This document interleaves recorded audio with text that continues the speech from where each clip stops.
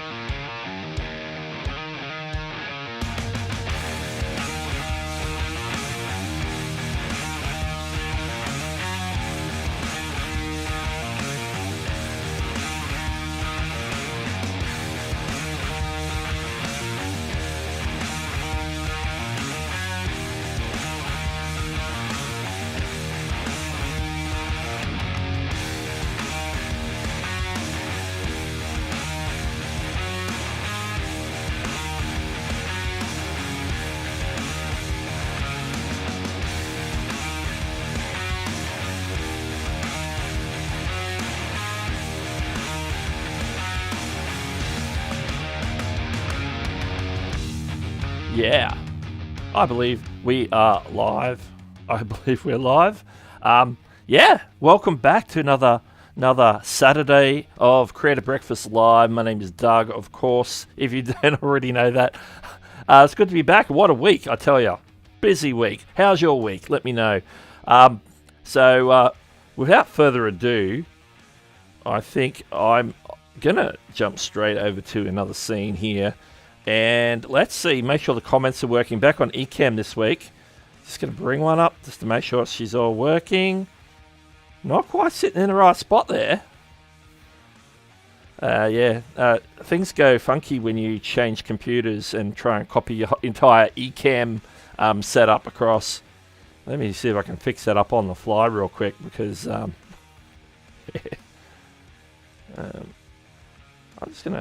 just gonna generally pop it in the middle there, and we'll see how we go along the way. Let's try a bigger one, and it went smaller. Okay, so that's good to know. Here we go. Let's drag it out. Drag it out a bit more. Let's go with that. Let's go with that. Okay, so we've got Amazing Yacht Destinations in the house. Now, I've got to remember, I've got my monitor on the other side and my camera is here. So I'm looking this way instead of this way this week. And we've got Cred Classroom in the house. These are all out of order. Monique's here, or was here before the stream. Kevin Hawthorne from Lakeland, Florida, as always. We've got Dick's Bean Bar. Morning. Welcome. Chantel is in the house. And there's Cat's Meow. How are you?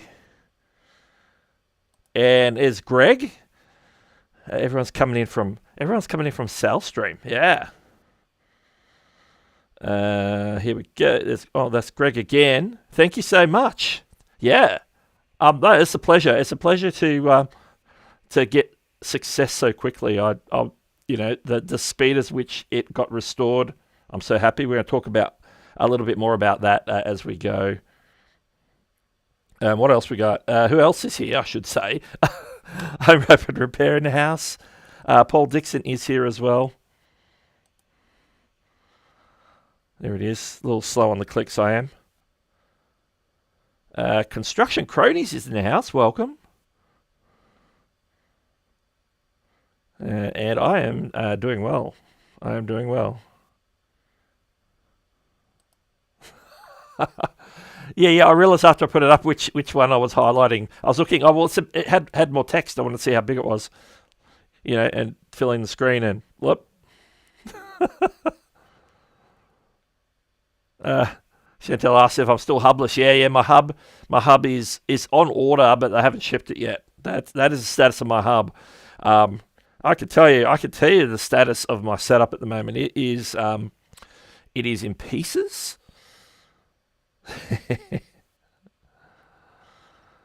We've got also Tony Miller in the house. Welcome. Trying to get through. And Michael Sohosky. I think I've reached the bottom of the queue right now. So yeah, what a week. We'll be talking about the Cali Planes channel from last week's stream of myself and Chantel. Greg and other moderators from that channel came because they had a need. It was a need for a resolution to a problem where Cali Planes had been demonetized by YouTube, removed from the YouTube partner program for reused content. And I can say that within a day or two, it's totally back. And I'm so happy about that. And we'll get into that a little bit more. Jerry's here. There we go. So yeah. So if you have any questions, this Q&A show as always. So if you have any questions for me, put a Q in front of the question in the chat. It always helps me to identify them because I know that conversations are happening in the chat all the time, and that's totally encouraged. And sometimes I just start highlighting conversations instead of questions. So yeah. So it's been a great week on a number of fronts. Let me just put this one up. There it is. Q helps Doug see a question. Yeah. I'm on a makeshift setup this week. I'm in the studio, but instead of using my Mac Mini, I've relocated my Mac Mini so I can do some editing upstairs after hours. So I've set up a little desk in my bedroom where I can edit. So that's my edit computer. So I'm running my stream off my MacBook. So my MacBook's sitting here, probably starting to get a little bit warm. Yeah. And so that's doing the stream for the next hour or so. So, and one of the reasons I don't have background music today is because half my hard drives are upstairs, half my hard drives are downstairs. The hard drive of the music is upstairs, and I don't have Spotify set up on this laptop. So, so no Creator Mix today, unfortunately, although we still support Creator Mix. And you will get the little tinkle of music as we change scenes and so forth. So yeah, if it sounds a little bit like not in the background, there's some people might be real happy about that because, background music is very subjective to the listener, to the viewer. So, we're just going to focus on the stuff today. Focus on the stuff. Ollie Smith is here as well. Hello. Construction Cronies is Nick. I believe he's probably will be. I haven't had any information to say the contrary. So, but we'll be checking on that before the end of the stream because we like to always do the handover towards the end. Move everybody over to Nick's live chat or pre-show chat, whatever you like to call it. So we will see. We'll see. I'm expecting so. I have a plan because I got to be, go from here to modding. I have a whole plan in mind. So it's going to be good. It's going to be good. So yeah, any questions, make sure to drop them in chat. Let's talk about, let's just jump straight into like what we teased in the thumbnail. What I'm going to do is change scenes here. And let's go back to this one. It's a little bit bigger, a little bit clearer. So what happened last week? Now I'm gonna make a video about this because I was meaning to make the video that follows on from my reused content video where we talk specifically about the appeal process. So now I have like a case study. We have a exact case study to look at where somebody's channel was removed from the YouTube partner program for reused content in error. And I must stress the in error part because it was clear to me that was a mistake because that was 100% content that Sal made himself. He's live streaming, for goodness sake. He's live streaming. He's appearing. He's talking. He's showing stuff that's happening live. It was clearly an error. So it was just a matter of getting some attention on it and stepping through the appeal process that YouTube's looking for. And so I'll be making a video about that pretty soon. But I want to sort of go through what happened in case people are interested in what's going on. And like the time frame, everything happened and the conversation that was had not only in this stream last week, well, it wasn't this stream last week, it was a stream of myself and Chantel, and how that all came about and then how that led into some things happening on Twitter and in short order, the channel being restored. Like I was shocked how quickly it was restored. So I was so happy, so happy. Okay, let's see what anything else is happening here. There is a question here, and I'm on the wrong screen, and it's not even showing up. This should be up here. This should be like over here on this scene. Let's put the background up as well. So yeah, it should be something like that. That's how it's supposed to look. Eileen says, what Stream Deck are you using today? Do you have more than one? I've actually got the same one that I keep in my studio, my XL. And I basically just had to get like it set up, and also like install the Stream Deck software on my laptop because I didn't have it set up on that.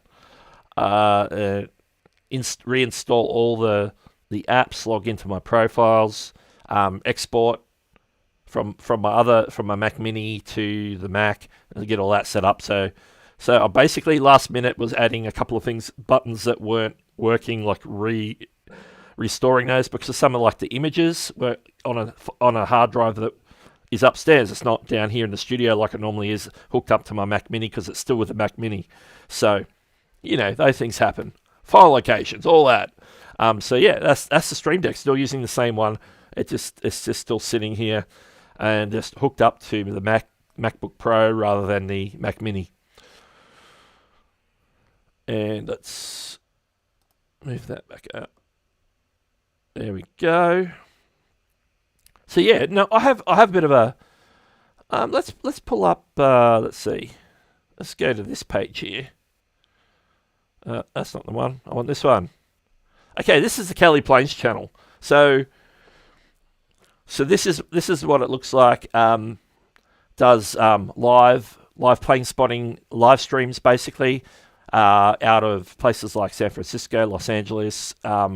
So like really interesting stuff. If you're into plane spotting, of course, and I know not everybody is. Like I happen to be into it. I happen to be subscribed to a number of plane spotting channels, particularly ones that do live streams.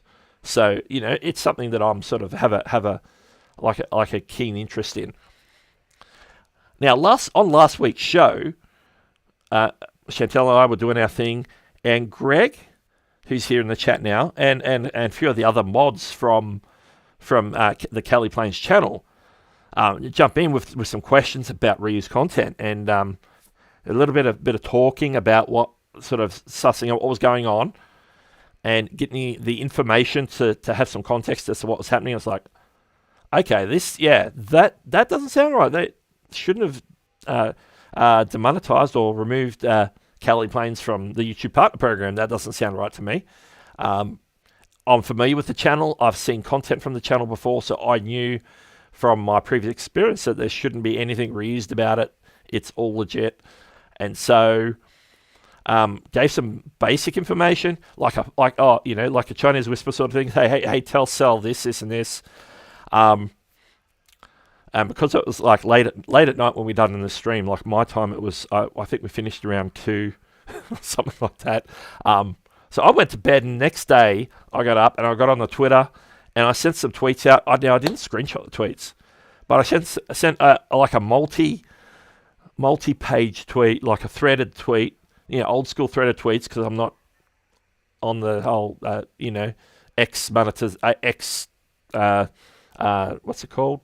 Where you're verified. I'm not verified on X. I'm not paying that sort of money every month just to have a little blue check mark next to my name.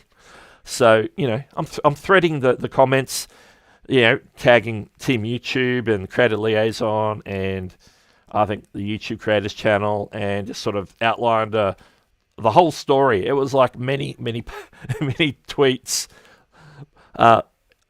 in length, basically. And I put it out there.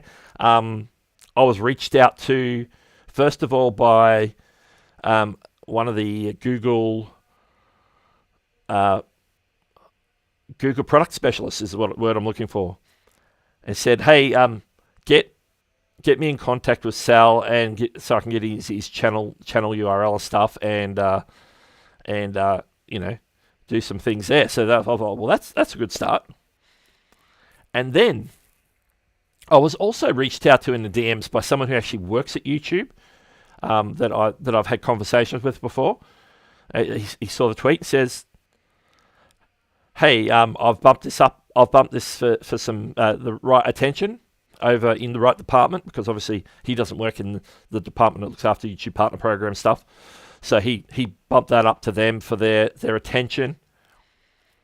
And so that was my Sunday. It would have been like your late Saturday evening in the US. And then the next day, which was my Monday, so it would have been like Sunday, I get up and Sal is live streaming. His super chats, I believe, were restored at that point. He had super chats back. He was posted on his Twitter and on his community tab. And this is what he posted on his community tab. It says, "I just want to take some time again. Thank you guys." This is a few days later, obviously, after we got everything came back. Because initially, I believe that there was an issue where he got super chats back, but the memberships were working. No, it's the other way around, actually. The memberships are working, but the super chats haven't come back. So there was probably something that needed to be toggled. But I know that the very next day they were working as well. So then everything was working in regards to monetization, back the way it was before. Everything restored. So this community post at least was once everything been restored. Just want to take some time to thank you guys for the awesome help. I really appreciate the help to the channel. It means a lot to me. And special thanks to Doug for the amazing help in getting the channel back on track. I love you guys. We're a big family, and that's the big thing. The big thing that touches my heart about this story is the community around Sal's channel, particularly the moderators and others. Like, what can we do to help get this restored? Because there's something wrong. There's something amiss. YouTube's made the wrong decision, and I 100% agree. And the fact that they sort out questions. So who can we ask? So Greg and others were over here last week asking questions like, okay, this is some things we need to do. So then, there was some information that I passed along about the appeal process in some tweets and stuff as well. There was some back and forth between me and Eric, the Google product expert, and Sal and some others. So there was a bit of back and forth. He got his he sent me a link to his unlisted appeal video. It hit all the right points that you're supposed to hit on the appeal video. Did everything right. He uploaded that, and the next thing you know, it was all back. So I'm just so happy. I'm going to make a proper video, go through the actual steps to get that appeal process underway, and so that they will actually pay attention to it, because they want it in a certain format. They want you to do certain things. And the other piece of news that happened out of that, there was another plane spotting channel, I think it was called Mr. Gaucho or something. They had the same thing happen, and Sal was able to tell that channel what he had to do to get it back. And I believe that one's been fixed as well. I'm not 100% sure, but I believe so. So it not only helped one channel out, it helped two channels out. So I'm super stoked about that as well. So there, that's a sort of a recap as to what happened there. I'm going to jump back into the chat. Say good morning to Us Plus Dad. Welcome. And we'll see what conversations going on in here. Any questions along the way?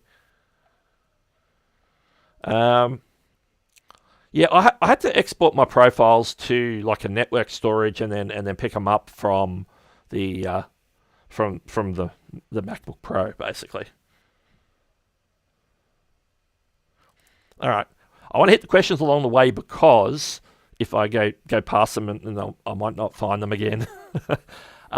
Did YouTube mention something about live streams without adding any value could be reused content?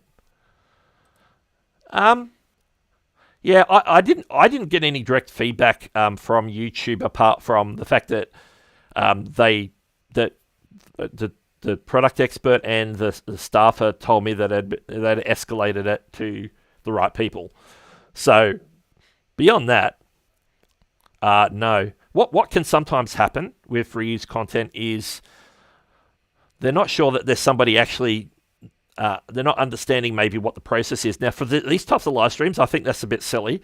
But what Sal had to do is basically make a video showing like he's out there in the park across the bay from San Francisco shooting the planes. He's got his tripod set up and all his setup showing he's got his laptop and his phone and his tripod and his camera and talking through everything that he's doing and to show that he's doing everything live. Yeah, it is a little odd, but I do know that in that sort of niche around planes, a lot of people reuse other people's content for like compilations and stuff, and so there's a danger there where people use other people's content, like a plane with the wheel falling off, which is something that Sal actually shot a few months ago at San Francisco. It was a United 777 that took off, and one of the wheels fell off and landed in the staff car park and crushed a couple of cars. Seeing that live, that type of footage gets clipped and it goes viral, sometimes whether the channel gives them permission or not. And so that goes viral across like the compilation and the highlights sort of channels that people put out there. And they basically source their information or their footage from different places across the internet, including YouTube. And so they're the types of channels that might be in the danger of actually getting hit by reused content, depending on what sort of transformation or commentary they're putting on it. Now, these live streams, Sal's on the microphone talking to his audience. So it's clear that somebody's there live doing this and filming this, and it's like continuous. It's not, here I'm showing you a clip, or I'm showing you a clip. It's all, 100% live. So, for something that's a live stream to be considered reused content, it would have to be like, you'd have to consider a live stream where somebody's like just playing a pre-recorded video, but maybe it's not their own pre-recorded video, because to a certain extent you are allowed to replay your own content. If it's your content and you made it, then you're allowed to include that in a live stream, in a compilation video of maybe multiple parts of your video, like a masterclass that has like 5 different videos pitched together. Now, if it's all your work, you're allowed to do that. That's called repurposing, and that's 100% allowed. It's unfortunate, now that you bring this up, it's unfortunate that they call it reused content because the name is confusing. So YouTube, if you're watching me out there, calling it I know you've called it reused content for a very long time, but it is confusing to creators as to what reuse content means. And even after you explain it, you refer people to the help pages and everything else, just the terminology in the head leads them to think that they're reusing their own content. Because that's the logical conclusion. I'm reusing the same content over and over. So that's actually not the case. They should be calling it something like using third-party content, or just call it third-party content. Simple. I'm using third-party content. And they're saying, well, you're using third-party content without transforming it anyway. So this, and you seem to be doing that across your entire channel, so we can't monetize you. That sort of makes more sense. So because you're using a high volume of third-party content. That makes more sense to me. But hey, they call it reused content, and they're going to continue to cause confusion with creators until they change it.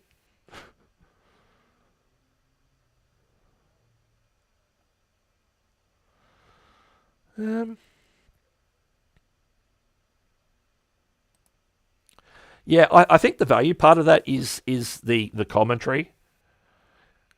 I think definitely if you're just showing planes landing and taking off, you're not adding anything of yourself to it. I think you have to be engaging the audience every step of the way.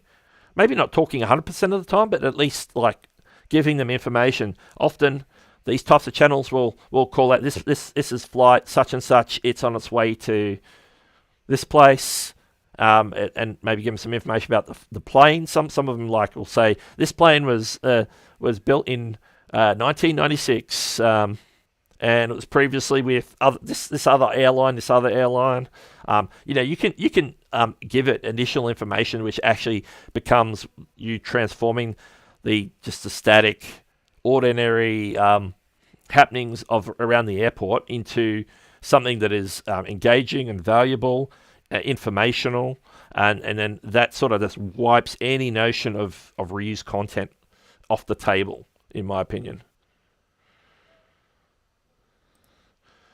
Hey, live on YouTube, Twix. Twix. Love it. Morning. All right, I'm going to try and catch up on here. Yeah, it was super quick. I love it. Love it. I believe that's a membership milestone. Congratulations. Thanks for being a member. Continue being a member. Bella, welcome. Good to see you again. Yes, it was Mr. Gaucho. Yes. Yeah. I'm just happy. I'm just happy that Sal was able to get his channel monetized back again so quickly. I'm glad that YouTube didn't muck around like it was a weekend. For goodness sake, like I expect. I was like, gonna wait till Monday, and Monday was a holiday. Wasn't Monday was Memorial Day, if I recall. So I'm like, oh gee, this is gonna take days maybe, but we'll see what we can do. We'll just get it out there. Just got to get in on the radar of the right people, and walk through the correct appeal process. Boom, love it. Let's see, SMA Sky is here. Welcome.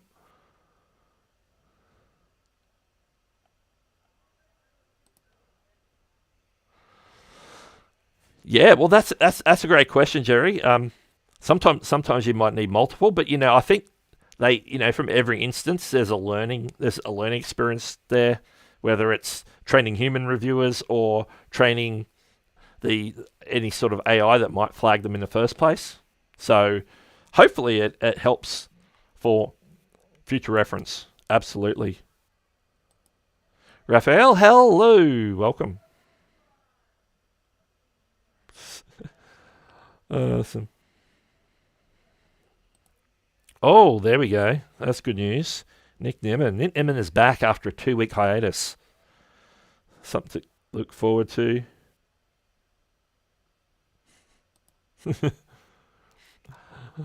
Yeah, it all depends. Are they monetized, and eventually will YouTube get around to? Because this sort of happened out of the blue. Like Sal's been monetized for a while, I'm sure. I think it sometimes it comes down to some sort of AI picking up something, or some sort of human reviewer. Usually they're not going to review stuff unless it's flagged to them. It could be somebody it could be a malicious actor reporting a channel, which is unfortunate. False reports are very unfortunate, and they're disruptive to creators, and they're a pain.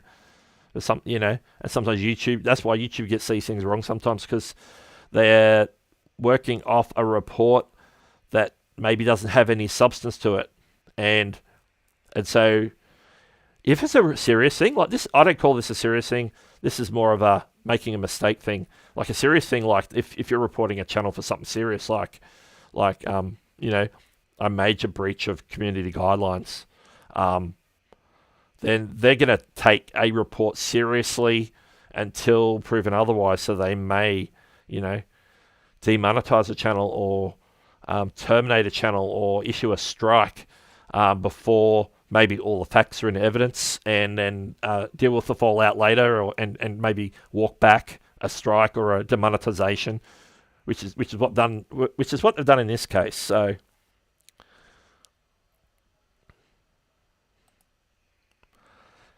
Yeah, we can reuse our own content. Yeah. You don't want to be re-uploading the same, because what YouTube calls that. This is interesting. Uploading the same video over and over. We see it happening sometimes with shorts quite a bit. It's actually called video spam when you re-upload the same thing over and over, whether on the same channel or a bunch of different channels.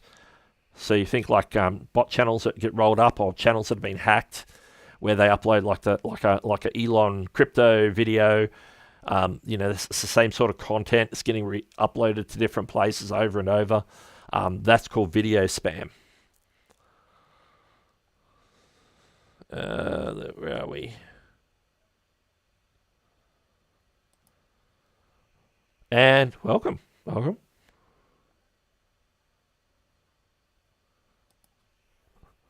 Yeah, it's amazing what they do with that sort of size employees, and those employees I think aren't all just in the one location in California. I think some of them are in different places like LA and New York, and they have offices. They probably work in Google offices in other places like Sydney and London, and places around the world where they have a presence. There are those that are out there dropping all the different things that's going on. Okay. Oh, here's Sal himself, Cali Planes, dropping a $5 super chat. Thank you so much. Some channels have phrases. Would chatters saying them on my chat trigger the reused content? I don't think so. It is something to keep in mind though. But I know what you're getting at, because some of these channels have like catchphrases like one more plane or shine the light, and they say these things. They might drop a whole bunch of emojis, which I don't think you're going to get triggered for, and I certainly don't think anything in the comments is going to trigger reused content. So I'm doubting that would be a trigger. That usually, if something inappropriate happens in the comments, it's either going to get filtered by block words list, or the box that blocks links checked in your settings, or YouTube's own moderation. Google moderate. We'll call it Google moderation, where they sometimes won't allow a chat to go through to the live chat at all if it's something inappropriate. If it's something that triggers whatever triggers their system, which are very hush-hush about what triggers that type of system. But I wouldn't think so. So that's an interesting one though. But I can see comments can trigger other things to happen.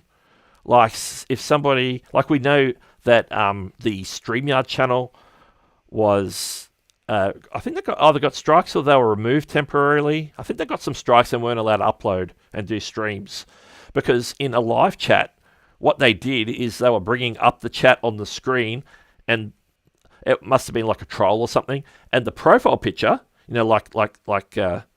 Sal's got his Cali Planes profile picture, so they pulled it up on the screen, and the profile picture had some inappropriate imagery, and so it became part of the video. And that flagged it for inappropriate content. So it was like a community guideline strike, basically. And so they had to do some work behind the scenes to get that reversed, and have some plans across their streamers to be very careful as to what comments you're bringing up on screen. Because the fact that they were in the chat, because you don't have any control over that, but once you bring them up on your screen, that's when you have some control, because you're choosing what to bring up. And in the heat of the moment, you could just click on the wrong one, or you don't realize what that picture is because you're focused on the comment. So that can happen. Certainly comments can flag those other things. I've never heard of it, or I can't think of why it would trigger a reused content in this case. There is going to be some repetitive content, and that would just be generally treated as spam if it's repetitive content. And generally, depending on what rules you've got for your moderators to deal with that internally on the streams, then sometimes you allow it, because sometimes you have a bit of fun where everybody's putting the same word in, because it's part of the community audience sort of interaction. Another thing that gets repetitive in the comments sometimes, apart from emojis, of course, is if you're doing using a tool like StreamYard giveaway tool, where you can set up to enter the draw to win something, or to have something happen, type the word Doug in the chat, and then everybody in the live stream is starting to type that word because they want to be in the draw to win whatever it is that we're giving away. So that's those things can happen as well. And YouTube don't usually take action on those. They're usually it's just part of the audience participation. So yeah, very, very doubtful. Very doubtful that would trigger that. But yeah, no, that's a good question though. It's a very good question. And it did bring up some of these other things that we could talk about in regards to things that can trigger like a community guideline strike. All right, where are we? Getting mixed. Brander's recovery here. Wait, what happened? We're just talking about last week in our stream. We found out from some like Greg and some of the other moderators on Cali Planes channel. They reached out in the chat and was asking questions about reuse content and because Cali Planes have been removed from the YouTube partner program, and we were able to get the information out there to the right people so that it gets YouTube's attention, so that they could flag it as, hey, this is something that is probably been done in error and you need to hopefully reverse it. And they did. It's very quickly. Very quickly.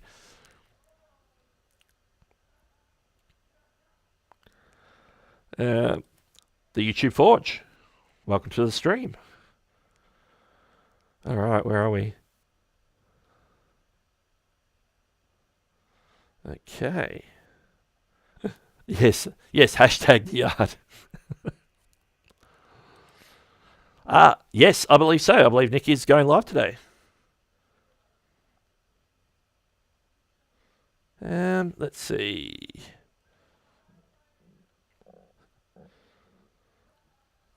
It's all good. It's all good. Brian Weber coming in. Welcome to the stream. Also has a question. What do you use to plan content and stay organized? I use two tools to just lay stuff out and see if I've got an ideas list, or put stuff in a pipeline. Like, this is in editing. This needs to be shot. I need to write a script for this. I use Trello for that because you can move the boards around the screen. For writing general notes like scripts and maybe just making bullet points for videos, things like that, I just use the Notes app in the Apple Notes app, so I can do it on my iPhone, on my MacBook, on my iPad. I can just pull it up wherever I am and just keep working on like a script or making some notes or doing some research. So I use Notes just for keeping random information, or all the notes, or all my list of relevant links for this particular video, different things like that go into Notes. All sorts of things. And apart from that, if I'm starting to collect things like I've got video, I've got A-roll, I've got B-roll, I've got images I need to pull in, music and stuff, I'll set that up in like a dedicated folder on an external hard drive for that project, and everything will be in that folder. Sometimes if I'm really organized, I'll go, okay, this is the video stuff, this is the audio stuff, this is the images, this is the sound or music. But generally I don't have anything too complicated, so I generally lump it in the one folder for that project. And then everything is there in the one place, so when I'm editing, I can just find it real quick. So yeah, that's the broad strokes. But Trello for just like contact calendar, moving stuff, keeping check of where a project's at. Generally, I just do like a video at a time, but sometimes I might be making a video for this channel and a video for my mobile channel. If I'm getting real busy or something like that, or I might have some shorts in play that I'm just mucking around with whilst I'm working on a main video. So sometimes I'll have a couple of videos on the go on my Trello board. And if some people use other tools, so if you use a different tool than Trello, maybe pop that in the chat as some other alternatives for people to look at as well. Brandon uses Planoly. I haven't heard of that one. That's cool. Love it.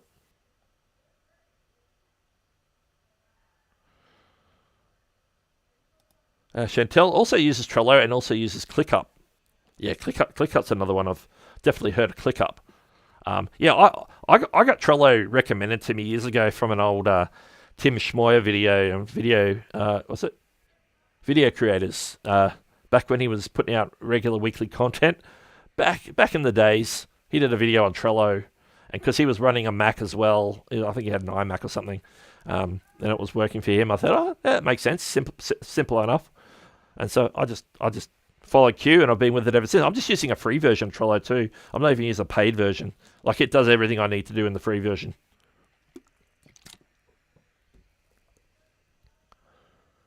All right. I think I got to the bottom of the chat, so that's pretty good. Everything's in there. Trello, yeah. Like I've been using Trello for years for free. So yes, you can pay for extra features, but the basic Trello is more than enough for what I use it for. Like that's sort of the story with like Canva. Like I was using Canva free version for years and years and years, and I was just not using the paid assets, and I was just doing the stuff that I could do for free, and it was more than enough to do like thumbnails and channel art and everything else that I needed to do for my channel. But since then, of course, I have moved over to the Canva Pro. But yeah, it's totally optional. There are a lot of free tools out there that get you going. I like to try before I buy anyway. If something has a good track history and I've used it for a while in the free version, and there's something that I really like in the Pro version that I don't have in the free version, and I feel it's of value, then I'll definitely pay for it, 100%. All right. Make sure if you've got any questions, post them in the chat, and a big hi to, before we continue, Miss Valentine, welcome to the stream. Also, Legal Minded Friends of Karen Cole, I think there was a comment before. I might have missed it. It just seems like, maybe I've missed a comment along the way. Yeah, I'm still in my sort of, I haven't, because I'm sort of half my gears sort of out of action, or I've split it in two. At this point, I've split it in two because I don't have my hub that unifies everything. I've haven't worked out my new background yet. So at the moment, I'm just using my sound panels as a background. There is a question here. Michael asks, any recommendations for a digital music store? Now, digital music isn't really my forte or anything that I've sort of been involved with. I haven't run too many stores. And to be a digital music store, that has an extra layer of complexity when it comes to storage, like all your, is there any copyright issues? Like, are you selling your own creations, or are you like going to be an on seller? If it's the latter, that's like totally, I have no idea. Someone who would probably have some idea about some of this stuff would be someone like D. Niman, who runs Creator Mix. He knows all the ins and outs of anything to do with like self-publishing music, making royalty-free music available for creators, all that sort of stuff, through his Creator Mix website and channel.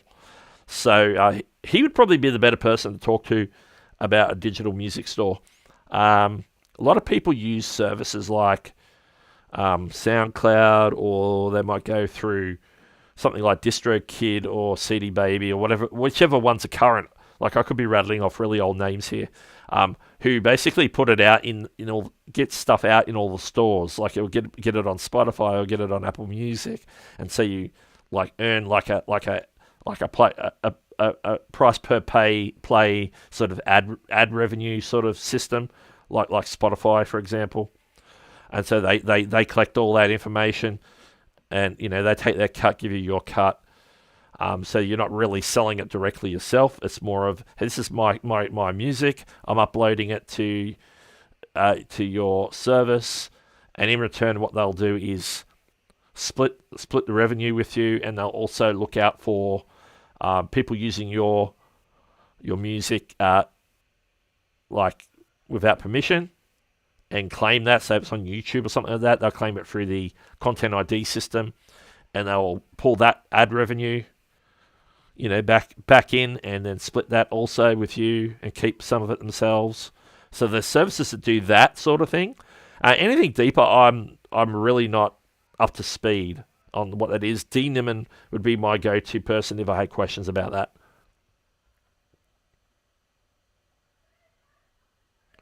Boom. Let's see what we got here.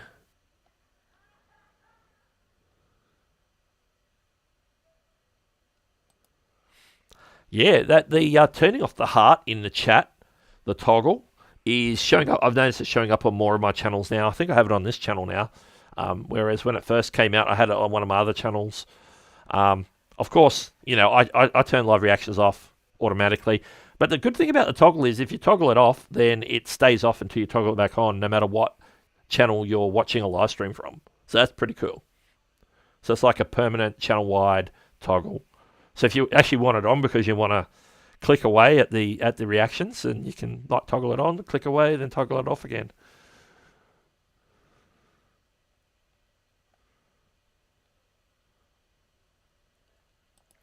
I think I see a question here. Miss Valentine says, how many views can a person get within a couple of days? That's a good question. Anything from 0 to millions. Depends on the video. Depends on the video, who the ideal audience is, whether your packaging grabs people's attention or makes them just keep scrolling. All these things are factors as to how many views you're going to get.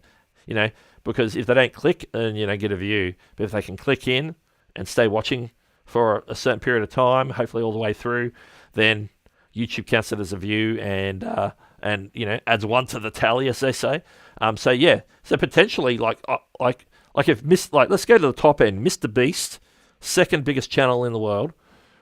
If he posts a video, say today, by the end of the day, it'll have probably at least 50 to 100 million views within 24 hours easily. So somewhere in that range right now. Like back a few years, he might have been topping out at like maybe 50 million, 30 million. But it's increased over time because obviously he's getting more subscribers, more people, more eyeballs on the content. Now, when we're starting out, we have to temper our expectations. We're starting out making content that we're just still learning how to make content. Mr. Beast's got a whole production crew. We're learning how to film on our phones or basic editing on CapCut or on our laptop or something like that, and figuring out how to make this process work. And then once we've got a video, we've got to figure out how to upload it and put a decent title on it, put a compelling thumbnail on it. So there's all these things that we have to learn along the way. So at the start, we're maybe not going to see a lot of views, but as we go, those views should hopefully increase. Sometimes it can just be like I know, particularly for people who make help content like me, sometimes it's like I'm picking a topic that not a lot of people are interested in. So that could restrict my views at the short term.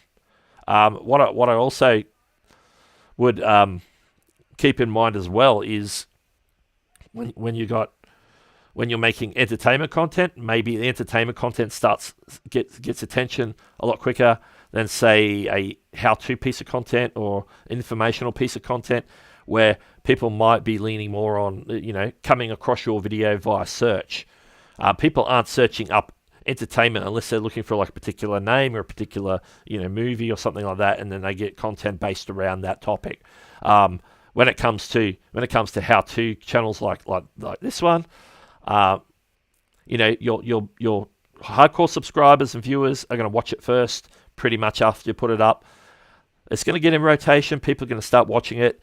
It's going to start showing up in search for the search terms based around the title and the information that YouTube's gleaning off the video, the description, the captions, all that sort of stuff. They're figuring out what the video is about and knowing how to present that in search when people are looking for that. And they go, okay, people are looking for this video about this knife, this Stanley knife. We'll just call it Stanley knife. I don't think this is made by Stanley.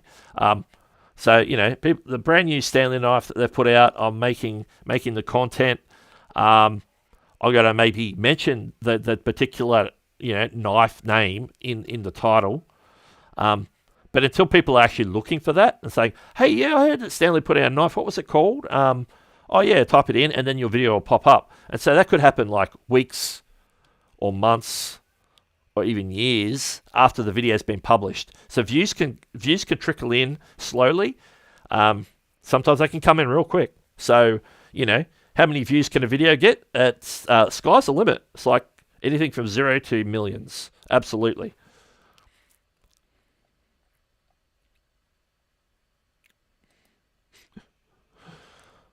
Now, I have to talk about that. You know what I didn't do? I didn't pull up this thing. Look, see, that's what this is supposed to be over here more. Let's move that. There we go. If everything's where it should be, then it's better. There we go. But yeah. There's Buy Me a Coffee QR code. Yeah. Yeah, we've had a big jump in the going to Vid Summit, what's it called? Flights to Vid Summit? Target on my Buy Me a Coffee page has had a big boost in the last 24 hours. So I just going to give a quick shout out. I'm not going to go into details, but I'm going to give a quick shout out to the likes of Daryl Leaves, Sal at Cali Planes drop some coffees on me. I much appreciate it. And also Phil. Phil, you know who you are. It's just in the last 24 hours. Like, I don't expect people to be dropping by me a coffees when I'm not streaming. It's sort of never happened before. It's like, oh, okay, someone's dropped these coffees on me, and it's like, wow, okay. So those are just giving my my Vid Summit trip a huge boost. So much appreciated on that.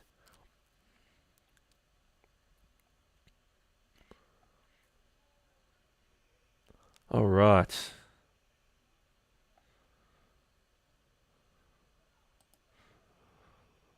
Turned off. Yeah. I think a little while ago when the that thing live, what do they call it, live reactions. When live reactions first came out, I made a video. It's like, you want to streamers, you want to turn it off. Not a lot of people in this community in particular were all happy with it. They're like, it's in the way. And as a moderator, I find that it's in the way too. YouTube did some tweaks around that, but it was still sort of sitting over the comment, which is a bit of a pain. AB, Cammy, how you going?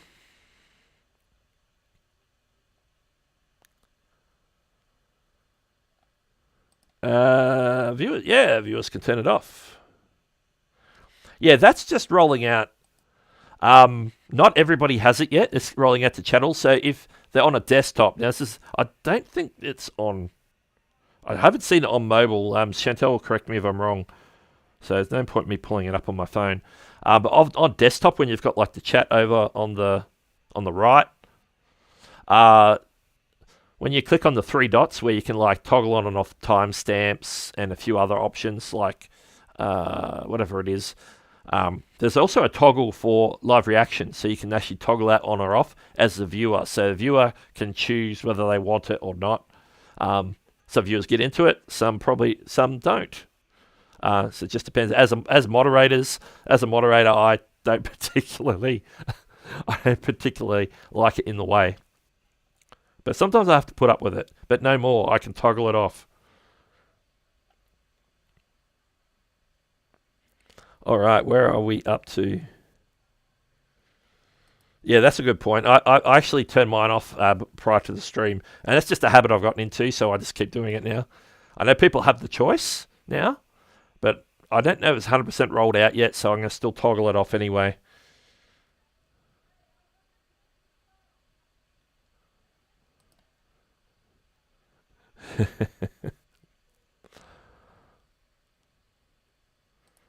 Yeah, that's true as well. I mean, more mature audiences like, no.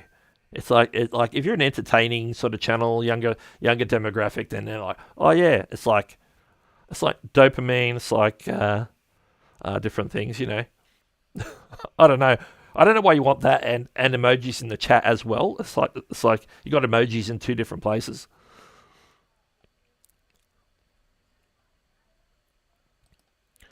I agree. I wish there was better options for iPhone and iPad as well in regards to that. So yeah, it's hopefully YouTube.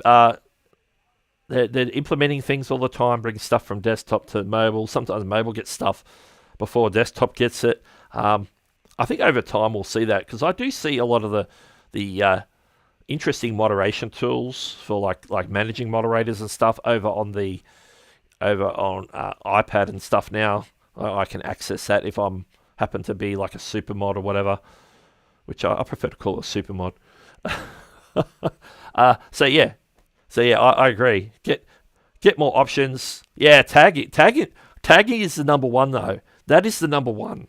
That's the number one thing. People have been asking for it for years. YouTube, get it. Allow us to like start typing at and then it comes up. Although they have got the experiment right now with the super chats on some channels. It's not on many channels, so you just have to keep an eye out in live streams. Where in a super chat comes up, you know how they've got the you can like them now. There's like a like button. Sometimes on certain channels, they've only just rolled this out as an experiment. You can actually reply to the super chats. Other people in the chat or the streamer, mind you, can hit reply and reply to it, and it becomes like a threaded reply. You can click on the super chat and see all the replies to that super chat. It also tags them in a different way in the chat. It will actually highlight their channel name with the color of the super chat that they just gave. So if it's, say, a red super chat, it'll be like their name in red. If it's a green super chat, it'll be their name in green to show that this person is replying to that super chat. So yeah, it's only on limited channels. It's an experiment that they've only just started, probably in the last 2 weeks. Let's see what's happening in the chat here. Okay. Question. I've seen on other channels that the stream does have a join button, but when I was on my iPhone, I was blown away. How did they do that? Yeah, only certain channels have the join button on the live streams. And I think it's the larger ones. Like I do see it, like a channel that comes to mind is Linus Tech Tips when they do their weekly live stream show, the WAN show. I think I've seen a join button on Apple devices, iPads and iPhones. Most channels, Google and YouTube won't allow it, because what happens is if you sign up for a recurring membership on an Apple device, every month they have to give Apple a cut of those funds. So not only is it being split between YouTube and the streamer, but it's also being split with Apple as well. So they allow it for super chats, because super chats are one-off, and they're like, okay, if somebody wants to super chat through their iPhone or their iPad, then we'll wear that extra shared cost, whatever they've negotiated with Apple. For a lot of store stuff on Apple, it's 30%, but they might have negotiated a lower amount, being that it'll be large volume and different things like that. So when it comes to memberships, where they're going to be charging you recurringly every month, Apple will want a cut of that. And so they don't want Apple to have a cut of that every single month. And so, because that means less for them and less for the channel owner when that's the case. So you only see it on the larger channels where it maybe makes sense, or they must have some special deal with Apple for those particular channels. I really don't know. So a regular channel like yours, like Sal's, or like anybody else, you're not gonna see the join button on an Apple device. Now they'll let you gift memberships because that's a one-off transaction, a bit like a super chat. So they'll allow that, but they won't allow you to sign up on a recurring monthly membership. All right. We need to... this is Ecamm Live. I'm actually streaming on my MacBook instead of my Mac Mini today. So this is my MacBook, and I'm running Ecamm. I could have probably just cracked open StreamYard and just streamed StreamYard from my MacBook, but I have to do things the hard way, like recreate my Ecamm instance on a different computer. But it was fun. I learned some stuff. Let's see.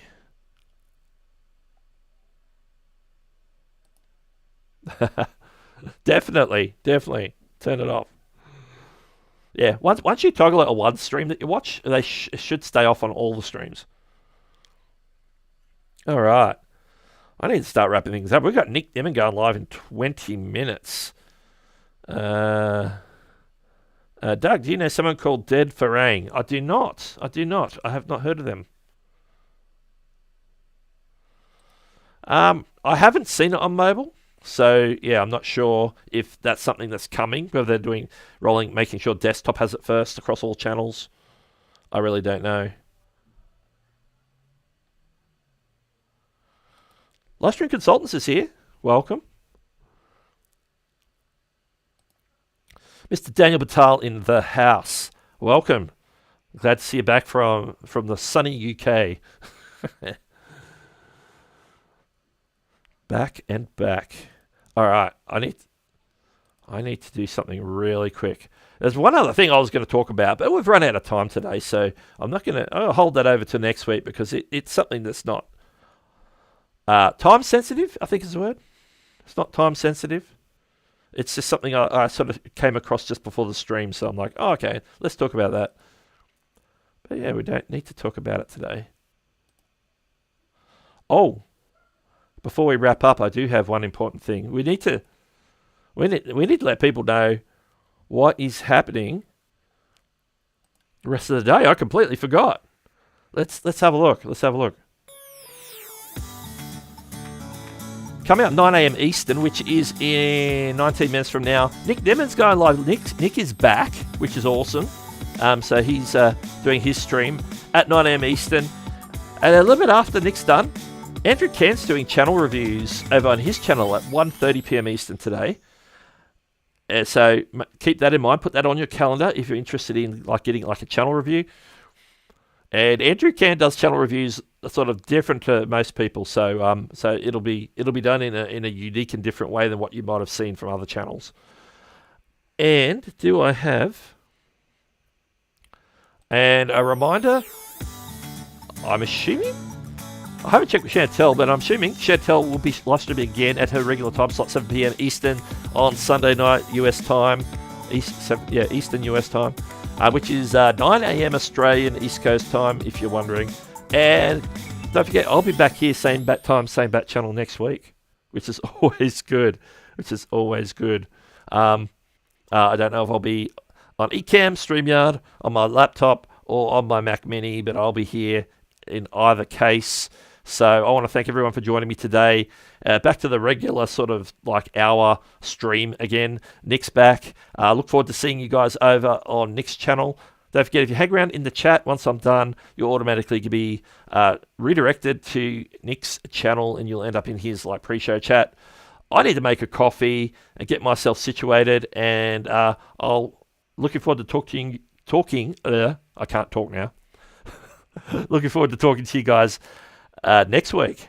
So we'll catch you later.